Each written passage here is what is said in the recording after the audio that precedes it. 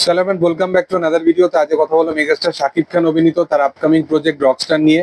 দেখো, রকস্টার বিশেষতভাবে বড় পর্দায় আসার বেশ কয়েক মাস আগেই যখন রকস্টার অ্যানাউন্সমেন্ট হয়নি, তখন একটা বাংলাদেশে একটা সিঙ্গেল স্ক্রিনের যে সমস্ত হল মালিকদের যে সমস্ত কমিটি আছে তাদের মধ্যে একটা মিটিং হয়েছিল, এবং সেই মিটিং এর মধ্যে যে আউটকামটা বেরিয়ে এসেছিল সেখানে কিছু মানে সিঙ্গেল স্ক্রিনের হল মালিক আছে বা হয়তো সেই মানে পুরো কমিটির একজন মেম্বার আছেন, তো দু একজন কিন্তু এই কথাটাও তাদের বলতে দেখা যায় যে শাকিব খান তার কাজের মধ্যে একটা প্রফেশনালিটি থাকা দরকার। কারণ সে যেভাবে পরস্পর এরকম ভাবে প্রত্যেকটা ফেস্টিভ্যালকে কাজে লাগিয়ে সে নিজের সিনেমা আনছে, এটা কোথাও গিয়ে অন্যান্য সিনেমাগুলোর জন্য ব্যবসাগ্রস্ত দিক থেকে একটা প্রবলেমেটিক। তো সেই কারণে শাকিব খানের উচিত বছরে অ্যাটলিস্ট একটা থেকে দুটো সিনেমা করার, যেন প্রত্যেকটা মানে ঈদ ফেস্টিভ্যাল যে সমস্ত টাইম আছে সেই সময় সিনেমা যেন না আনার।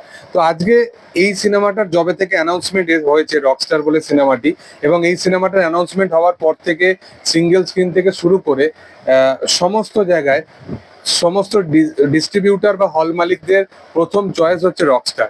দেখো, রকস্টার আজকের দিনে দাঁড়িয়ে অলরেডি সিঙ্গেল স্ক্রিনে কিন্তু পোস্টার দেওয়া শুরু হয়ে গেছে। তার অলরেডি রেন্টাল কত কি হতে চলেছে সেগুলো নিয়েও কিন্তু আপডেট আসবে, তোমাদের সাথে অবশ্যই শেয়ার করবো।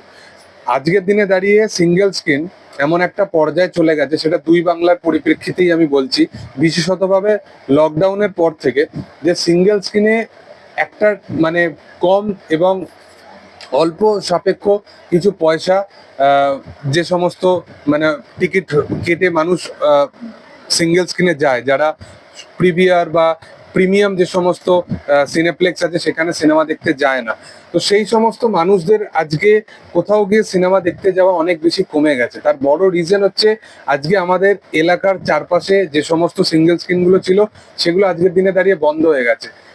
কারণ একটা পার্টিকুলার বাংলা সিনেমা বা একটা পার্টিকুলার নির্ধারিত করা ইন্ডাস্ট্রির সিনেমা, সেখানে বছরে হাতে গোনা কয়েকটা কমার্শিয়াল লেভেলের সিনেমা আসছে, এবং এই কারণেই কোথাও গিয়ে হল মালিকদের সিনেমা সেই লেভেলে চলে না বলেই আজকে তাদেরকে অন্য কিছু ব্যবস্থা বাছাই করে নিতে হচ্ছে। তো সেই কারণে আজকে যখন শাকিব খানের মতো অভিনেতারা বা এদিকে আমাদের এর পাশে জিতে বা দেব এই বা প্রসেনজিৎ চট্টোপাধ্যায়, এই সমস্ত অভিনেতারা যদি কমার্শিয়াল লেভেলে কাজে সংযত হয় বা একটা তাদের একটা মানে ওভার দ্য টপ জিনিসপত্র যদি মানে বড় পর্দায় যদি রিলিজ করে, সেটার ভিড় একটা মানুষের কাছে দুর্দান্ত লেভেলে ক্রিয়েট করতে পারবে। তো সেই কারণে আজকের দিনে দাঁড়িয়ে সুপারস্টার বা মেগাস্টাররা তাদের মানে বিশাল দরকার ইন্ডাস্ট্রিকে এগিয়ে নিয়ে যাওয়ার জন্য, এবং তাদেরকে কাজে লাগিয়ে তাদের ইন্ডাস্ট্রিকে কিভাবে এগিয়ে নিয়ে যেতে হয় সেই বিষয় নিয়ে আমার মনে হয় ভাবনা চিন্তা বেশি করা উচিত, নাকি অ্যান্টি কোনো ভাবনা চিন্তা করে কিভাবে ইন্ডাস্ট্রিকে আরো মানে পতনের দিকে নিয়ে যেতে হয় সেই বিষয়ে না ভাবনা চিন্তা করে।